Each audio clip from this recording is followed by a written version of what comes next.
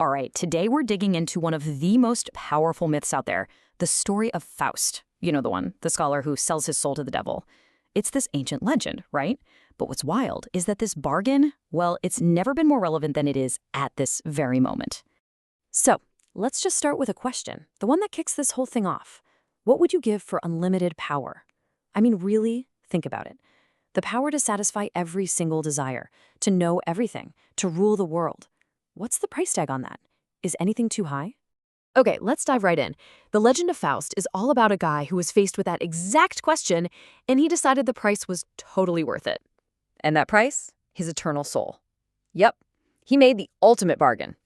So, believe it or not, this whole story actually has roots in a real person. A German guy, an alchemist and magician named Georg Faustus.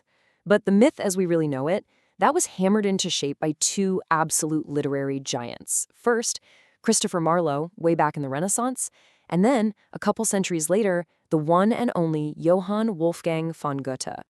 Okay, now here's where it gets fascinating. You've got these two masterpieces, right? And they both start with the exact same idea. A guy makes a deal with the devil.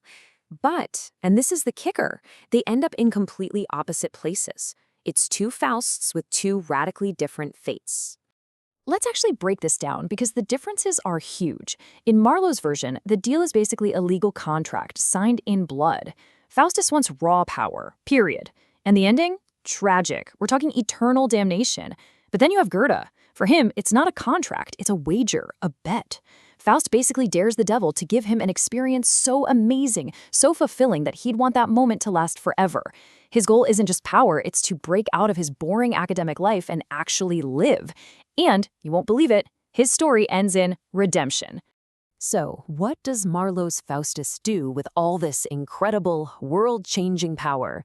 You'd think he'd be reshaping the cosmos, right? Well, not exactly. He mostly just messes around. He plays pranks on the Pope, making himself invisible to steal his food. He conjures up illusions just to entertain a bunch of nobles. It's all so petty, so fleeting, and honestly, a total waste. And this, right here, this quote captures his tragedy perfectly. He's begging for a kiss from a phantom, a demon that looks like Helen of Troy. He says her kiss will make him immortal. But look at the words. Her lips suck forth my soul. He thinks he's getting heaven, but he's literally trading his very essence for an illusion. It is the ultimate act of fooling yourself. Goethe's Faust, though, he takes this power and just runs in a completely different direction. Forget pranks and phantoms. He's after something real, something genuine. Yeah, he completely abandons that sterile academic life. He goes out and seeks true love and beauty, not just cheap thrills. He gets his hands dirty, learns how to wield real political power. And ultimately, he dedicates himself to this massive public works project, building a whole new enlightened country for the people, a life of action. So, you gotta be asking, what explains this? Why does one guy get damned for all eternity while the other one is saved? Well, the answer really boils down to this one really powerful German concept. And that idea is Bildung. Now, there's no perfect English word for it, but think of it like this. It's the process of shaping yourself through struggle, right? Imagine you're trying to solve a tough math problem. You could just look up the answer, or you could wrestle with it. You hit dead ends, you get frustrated, but then, bam, you have that breakthrough. In that struggle, you didn't just find the answer. You literally became a better thinker. That journey, that formative struggle, that's Bildung. And that is the absolute heart of Goethe's vision. At the very end of the play, angels literally announce, "He who strives on and on can be redeemed." For Goethe, it's not about being perfect or always getting it right. It's the constant, restless striving.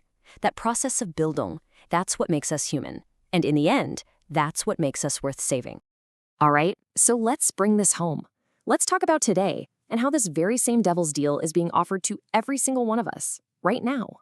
See, in the 21st century, the devil doesn't show up offering magic. Nope. The deal is offered through automation, through AI. And the bargain is incredibly tempting. Here's how it works. Step 1, you, the human, define a really complex goal for an AI agent. Step 2, you just walk away. You can go to sleep, go for a walk, whatever. Step 3, the AI gets to work, completely on its own, making decisions, pulling information together. And step 4, you come back to a finished product. Done. Think about it. The AI completes the literature review, it analyzes all the data, it writes the whole report. The power here is just enormous. A task that might have taken a human researcher weeks of grinding work is now done in a few hours. The efficiency gain is off the charts. But just like with Faust, we have to stop and ask the big question. What's the price? What are we losing in the process? When we trade our own effort for all this efficiency, what part of ourselves are we giving up? And here's the modern trade-off, laid bare. What do we gain? Information, efficiency, the finished product, the answer. It's fantastic. But what do we lose? We lose the building process. We lose the struggle with the material. We lose that whole formative journey of discovery. You see, we're getting the destination without ever taking the journey. And what if? What if the journey was the whole point all along? And that brings us right back to the beginning, back to those two different Fausts. Because as this new power becomes available to every one of us, we're all facing that same choice. So which path do we take? Do we go down the Marlowe path? Do we trade our soul, our own cognitive struggle, for the easy phantom of a finished product? Do we gain all this power just to become petty and lazy, a future of self-delusion? Or do we take the Goethe path?